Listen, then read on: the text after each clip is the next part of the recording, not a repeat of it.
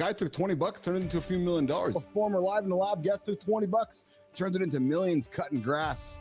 The fuck, no excuses or excuses. I met you, Johnny. The guy turned 20 bucks and one lawnmower into multi-million-dollar business. Nice. No excuses, like no excuses at all. Brian took 20 bucks, Marty, 20 bucks, turned it into a multi-million-dollar landscaping business. Screen should be on a screen. Fuck, man, if your job is being on a screen, be on a screen. Too much society's all about, no. But hold on. Get my hook in the subject line, get my hook in one sentence or less, and that's it. You know, I'm the only guy on the LinkedIn platform going live for over a year. I haven't missed today. True fucking story. Every single day I've been streaming live on the platform. No one has the right to tell you what your goals should be. Now, if your goal is making cash, go make cash. Money is not just dollars. No, money buys power. Money buys freedom. Money delivers opportunity. Freedom costs money. Impact costs money. Legacy costs money. So here's the thing, nation. The problem isn't chasing money. No, it's letting other people shame you for it. The only thing worse than being judged for wanting more is being ashamed to want it because of what others say. If you're doing a business right or you're doing a project right, you should be a totally different person every 2 or 3 years. If you're in the trenches trying to build a project or a business from scratch, it requires you to evolve and level up every year or two. Yeah. Started with just me and a push mower and worked like a video game, working at one level at a time, built it into a real company and got it sold. We had to become hackers. We had to learn how to build software through YouTube University, online classes, Coursera, things like that. And it took a long time. I just got extremely lucky that I found 2 other guys that had a chip on their shoulder. Yeah. They wanted more out of life than they were getting at their current job.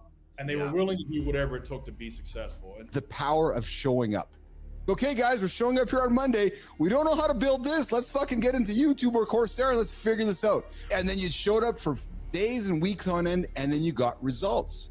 These days, you can learn the 80-20 of anything if you're willing to just put in the time on YouTube University and online courses. If there's 100 people that like our product, Brian, there's 1,000. If there's 1,000, there's 1,000,000. If you can make those little small goals that are real and attainable and just knock them down and then double those numbers, 5 years, 10 years later, you wake up in a different reality. Stop beating yourself up when you make a mistake. I think a lot of people do this and it throws off their fitness goals, right? All right, you gotta have some tough skin and you gotta be positive. Keep it pushing, get back on track. I'm convinced that making money has had a lot to do with my challenges with some addictions that I have, because it's the dopamine hits. I think if you can rewire your brain to rechannel that addiction to seeing your business grow, seeing more employees show up in new cars, seeing your people that work with you on the project, getting addicted to that success and that progress, I think can help you play the game on easy mode. You gotta figure out like what is the higher meaning of what it is we're doing, and then the cash flow is the scorecard of how we're getting. When I was fucking dead broke, walking through grocery stores to feed myself, eating as I walked through the store, all I was doing was visualizing having the fucking money to go eat at whatever restaurant I want. I wake up to going, oh, fuck, I don't recognize myself when I started this whole thing. I'm hustling 7 days a week, 100-hour weeks. I'm cold calling 100 people a week. I'm pushing a rock up a mountain, trying to get this damn thing going and willing this thing into existence. A lot of times superpower looks like consistency. And just because you screwed up a day, you missed a day, or you had a bad day, like if you just fall back to the habit of showing up again the next day. I made a decision that no matter what I was doing, I was going to work on my best idea. No matter how shitty it was going, no matter how much it wasn't working, no matter how things just weren't coming together, I was just going to work on my best idea for the next 10 or 20 years. I got 20 people using this fucking app I just built, and I need people to use it to tell me where it sucks and what I need to fix on it. They took his 20 bucks, turned it into a multi-million-dollar business. If you can do this, you're going to make progress so much faster than the average man. And what is this? This is honoring the word to yourself. Meaning when you say you're going to do something, you better do it. Start small, start honoring the word to yourself, and pretty soon you're going to be able to do whatever it is you say you want to do. When you've done this, you've completely changed your standard. If you can't honor your word to yourself, how are you going to honor your word to anybody else? It all starts in your own mirror. Question is like a dumb question or No. a dumb question. It's a question, right? I could eat unlimited whole food and essentially not get quote unquote fat. Have you considered that when you go away for your vacation in Mexico, that when you come home, everything's already prepared and planned to reset? Set yourself up for success, not failure. Plan for enjoyment, and then be prepared to restart. Have everything already prepared. When I fail yesterday, I show up and I try again today. It's just what I do, right? And I've learned that failure is the reason to keep going. When a person starts to realize that A, failure is a part of the equation, you can't avoid it, and B, you're just better off to pursue it. Yes. Start failing, because every time you're going to try, you're going to fail, you're going to learn, you're going to adjust your plan, and you're going to repeat. You just do that until you get what you want. The darker it is, the harder it is. Yes. That just means you're closer to what you're looking for. It's like the darker it seems, the closer you are to the light. When we wake up with purpose, it helps us move even further and faster. I remember jumping off this fucking thing, and it was a crane over a goddamn parking lot. So there was no pad down there. There was none of that.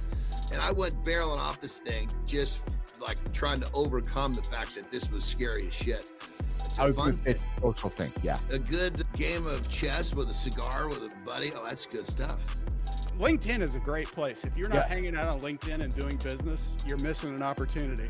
Part of my message is to be as open book as I can be, to let people know that, especially men, that you're not alone in this trying to figure out life thing.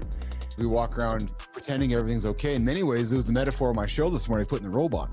Because I got nothing underneath the robe. Yeah. We're all feeling stuff. We're looking out at other people and seeing their perfect, what appears to be some sort of perfect presentation. They've got it all figured out. They know everything they've got something I don't have. Why am I feeling so lousy? When we're all carrying that stuff, if you're not taking care of yourself, you have nothing left. I learned it through a school of hard knocks. I learned it from that day in the back of the firehouse when I'm journaling about whether being alive is the best option. Those are those moments when you got a choice. If you're not man enough to feel the feelings you're feeling, all of them, then you're going to cheat yourself out of the feelings you want to feel. Waking up without a purpose, waking up stuck, waking up with imposter syndrome. Our past isn't something to be forgotten. It's to be respected for what it gave you, but it doesn't define you. You are more than you might think you are. There are more options than you might think you have right now. It's about relationship and connection and reaching out to other people, serving somebody beyond yourself. To prove to myself that I could do this day in and day out and day in and day out. Then you know what happens, right?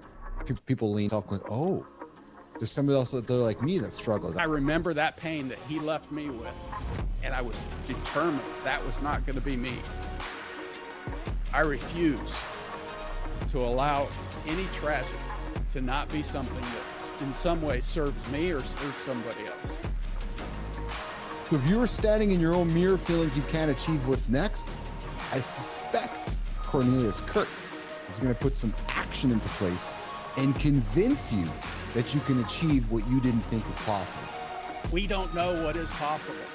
And until you understand that you are in a limitless unknown, nobody knows the limits. If you hit the snooze button 7 times in a week, you're 63 minutes behind the guy who doesn't. You want to be that guy? No, you don't.